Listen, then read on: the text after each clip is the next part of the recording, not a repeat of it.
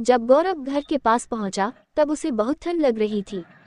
घर बिखरा हुआ था, जिसमें टूटी हुई खिड़कियां थीं और एक दरवाजा था जो खोलने पर जोर से आवाज करता था।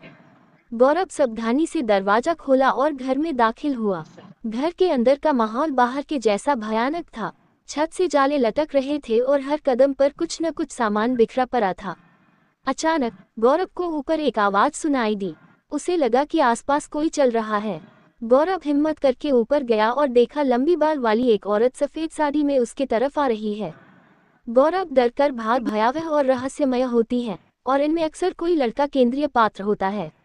एक लोकप्रिय भूतिया कहानी इस प्रकार है।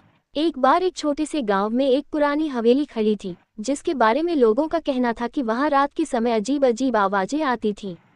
एक दिन गांव का एक साहसी लड़का, जिसका नाम राहुल था, ने फैसला किया कि वह हवेली की सच्चाई जानकर रहेगा।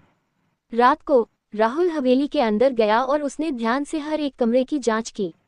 हवेली के अंदर अंधेरा और सन्नाटा था। अचानक उसे एक कमरे से धीरे भयावह और रहस्यमय होती है और इनमें अक्सर कोई लड़का केंद्रीय पात्र होता है। एक लोकप्रिय भूतिया कहानी इस प्रकार है। एक बार एक छोटे से गांव में एक पुरानी हवेली खड़ी थी, जिसके बारे में लोगों का कहना था कि वहां रात के समय अजीब अजीब आवाजें आती थीं। एक दिन गांव का एक साहसी लड़का, जिसका नाम राहुल था, ने फैसला किया कि वह हवेली की सच्चाई जानकर रहेगा। रात को राहुल हवेली के अंदर गया और उसने ध्यान से हर एक कमरे की जांच की। हवेली के अंदर अंधेरा और सन्नाटा था। अचानक उसे एक कमरे से धीरे